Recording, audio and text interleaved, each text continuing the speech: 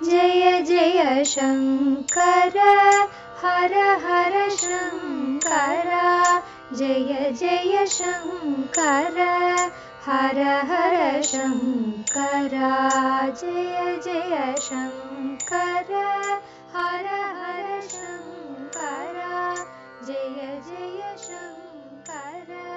வைதிக மத அம்சங்கள். தெய்வத்தின் குரல் 3ஆம் பாகம். தனுர்வேதம். மூவகை ஆயுதங்கள். சஸ்திரம் 3 வகைப்படும். முக்தம், அமுக்தம், முக்தாமுக்தம் என்பது அந்த 3. விட்டு போவது முக்தம். முச் என்ற தாதுவுக்கு விடுதல் என்று அர்த்தம். அதிலிருந்து வந்தது முக்தம். சம்சாரத்தை நிரந்தரமாக விட்டு போவதுதான் முக்தி. மோக்ஷம் என்பதும் முச் என்பதின் இன்னொரு ரூபமான மோட்ச் என்பதிலிருந்து டிரைவ் ஆனதுதான். விடுதல் என்பதை சொல்வதாலேயே விடுதலை, வீடு என்ற பெயர்கள் தமிழில் முக்தியை சொல்கின்றன. சிப்பியில் இருந்து தெரித்து விடுபடுவதாலேயே முக்தம் என்று நவமணிகளில் ஒன்றுக்கு பெயர். முத்து என்கிறோம். முக்தியை தமிழ் நூல்களில் முத்தி என்றே சொல்லியிருக்கும். ஆயுதங்களில் கையை விட்டு போகிறவை, அதாவது கையிலிருந்து எரிகிறவை முக்தம். கல்லை வீசி அடித்தால் அது முக்தம்தான். பானங்கள் முக்தமே. அமுக்தம் என்பது கையை விட்டு போகாமல் பிடித்து கொண்டே அடிப்பது. கத்தி, சூலம், வேல், ஈட்டி இவை இப்படித்தான். ரொம்பவும் உக்கிரமான யுத்தத்தில் வேலையும் ஈட்டியையும் கூட அப்படியே தூக்கி எறிந்து தாக்குவதுண்டு. தனுர் பானங்களில் தனுஷ் எப்போதும் அமுக்தமாகவே இருந்து கொண்டு பானங்கள் முக்தமாய் இருக்கின்றன. பாசம் முதலிய ஆயுதங்கள் உண்டு. பாசம் என்பது நுனியில் சுருக்கு போட்ட கயிறு. அம்பாள் விக்கிரகங்களிலெல்லாம் பாசம், அங்குசம் என்பதில் இது இடது மேல் கையில் இருக்கும். பிள்ளையாரின் மேல் பக்க இடக்கையில் இருக்கும். இதிலே ஒரு நுனியை கையிலே அழுத்தமாக வைத்துக் கொண்டே இன்னொரு நுனியை ரொம்ப தூரத்துக்கு முக்தமாக வீசி சத்ருவின் குரல் வளையில் சுருக்கு போட்டு இழுத்து வர முடியும். இது முக்தாமுக்தம். சில சக்கரங்கள் பண்ணப்பட்டிருக்கும் டெக்னிக்கினாலும் அவற்றை ஒருத்தன் எய்கிற சாமர்த்தியத்தாலும் சத்ருவை அட்டாக் பண்ணிவிட்டு போன டைரக்ஷனிலேயே திரும்பி எய்தவனின் கைக்கே திரும்பி வந்துவிடும். இதுவும் முக்தாமுக்தம் தான். முதலில் விட்டுவிட்டான், ஆனால் அப்புறம் கைக்கு வந்து விடுகிறது. பூமராங் என்ற ஆயுதம் இப்படித்தான் குறியை அடித்த பின் விட்ட இடத்துக்கே திரும்பிவிடும் என்கிறார்கள். மகா மந்திரங்களை எந்த பானத்தில் வேண்டுமானாலும் சேர்த்து அஸ்திரமாக்குவது என்றில்லாமல் அதற்கென்றே ஒரு பானத்தை அஸ்திரமாக அந்த மந்திர தேவதையிடமே பெற்ற புராண புருஷர்கள் உண்டு. இவர்கள் இப்படிப்பட்ட திவ்ய அஸ்திரத்தை பிரயோகம் பண்ணும்போது அது லட்சியத்தை அடைந்து அடித்த பிறகு திரும்பவும் தங்கள் கைக்கே திரும்பி வருவதற்கும் மந்திர உச்சாரணம் பண்ணி வரவழைத்துக் கொண்டு விடுவார்கள். இல்லாவிட்டால் இன்னொரு தரம் அந்த அஸ்திரத்தை பிரயோகம் பண்ணுவதற்கு இடமில்லாமல் போய்விடும் அல்லவா? விட்ட அஸ்திரத்தை திரும்ப வாங்கிக் கொள்வதற்கு உபசம்ஹாரம் என்று பெயர். அது தெரியாதவன் திவ்யாஸ்திரங்களை விடப்படாது என்று ரூல். அஸ்திரத்தின் மகா வீரியம் தெரியாமல் ஒருத்தன் விட்டுவிட்டு அது எதிர்பார்த்ததற்கு மேல் உட்பாதம் பண்ணுகிறதென்றால் அப்போது அவன் அதை திரும்ப வாங்கி கொண்டு விட வேண்டும் என்றே லோகக்ஷேமத்தை உத்தேசித்து இப்படி ரூல் செய்திருக்கிறது. தற்காலத்தில்தான் இப்படி தர்ம கட்டுப்பாடுகளே இல்லாமல் கண்டத்துக்கு கண்டம் ஏவுவோம், இன்டர் கான்டினென்டல் என்று பயங்கரமான அணுசக்தி குண்டுகளை கண்டுபிடித்து ஸ்டாக் பண்ணி வைத்துக் கொண்டிருக்கிறார்கள். படை வகைகள்.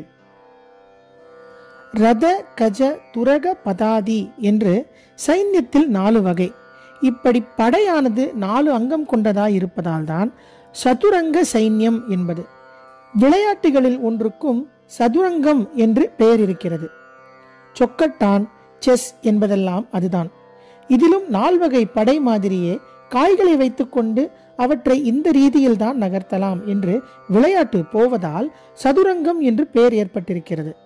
ரத, கஜ, துரக, பதாதி என்பதில் ரதம் தேர்ப்படை, கஜம் யானைப்படை, துரகம் குதிரைப்படை, பதாதி காலாட்படை.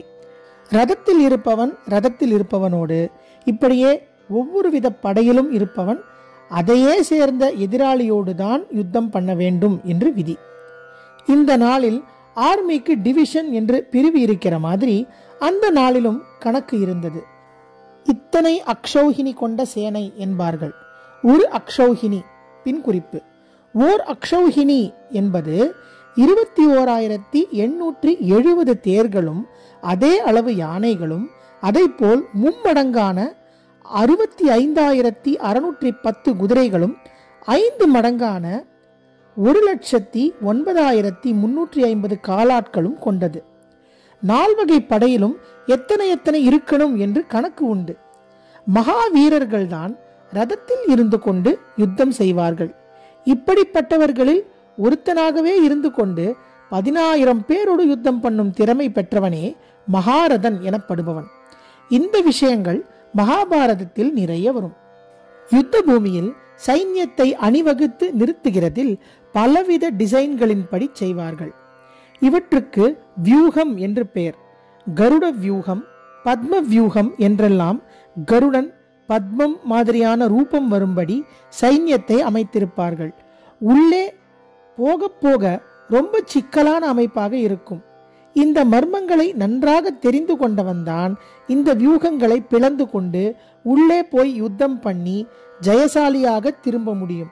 அபிமன்யு கிருஷ்ண பரமாத்மாவிடம் இருந்து பத்ம வியூகத்துக்குள்ளே பிரவேசிக்கிற முறையை மட்டும் தெரிந்து கொண்டு அதிலிருந்து எப்படி திரும்புகிறது என்று தெரிந்து கொள்ளாமலே கௌரவ சைன்யத்துக்குள் போய்தான் சத்ருக்களிடம் ஜீவனை இழந்தான் என்று பாரதத்தில் இருக்கிறது. 4 வகை படை தவிர கடற்படையும் கடல் யுத்த முறைகளும் உண்டு. இது நேவி. ஏர்ஃபோர்ஸ் என்கிற விமானப்படை தான் நவீன காலத்தை சேர்ந்தது. விமானங்கள் முற்காலத்தில் அபூர்வமாக தெய்வீக புருஷர்களாலும் அசுரர்களாலும் மட்டுமே உபயோகிக்கப்பட்டு வந்தன. திரிபுராசுரர்கள் ஒரு மாதிரி விமான படையெடுப்பு செய்தவர்கள்தான். கோட்டை, இதெல்லாம் யுத்த பூமியை சேர்ந்த விஷயம். நாடு நகரம் முழுவதையுமே படையெடுப்பதில் இருந்து ரட்சிப்பதற்காக செய்த முக்கியமான ஏற்பாடே கோட்டை கட்டுவது. ரொம்ப பெரிசாக பலமாக செய்வது இது. அதனால்தான் என்ன கோட்டை கட்டின்றிருக்க என்று கேட்கிற வழக்கம் ஏற்பட்டிருக்கிறது. ராஜஸ்தான் ராணாக்கள் சித்தோரில் விசேஷமாக கோட்டைகள் கட்டினார்கள். சிவாஜியும் மகாராஷ்டிராவில் நிறைய கட்டியிருக்கிறார். அரண் என்று கோட்டை, அகழ் என்று அதை சுற்றி ஜலம் இருக்கும்படி வெட்டுவது முதலானவற்றில் தமிழ்நாட்டு மூவேந்தர்களும் சிறப்பு பெற்றிருந்தார்கள். திருக்குறளில் அரண் என்றே 10 செய்யுள் கொண்ட ஒரு அதிகாரம் இருக்கிறது. பொது ஜனங்களுக்கு யுத்த அபாயம் இல்லாமல் பெரிய காப்பாய் இருந்தது அரண்தான். அதனால்தான் தர்மத்துக்கு அரண், சத்தியத்துக்கு அரண் என்றெல்லாம் பெரியவர்களை கொண்டாடும் போது சொல்கிறோம். கோட்டைக்கு சம்ஸ்கிருதத்தில் துர்க்கம் என்று பெயர்.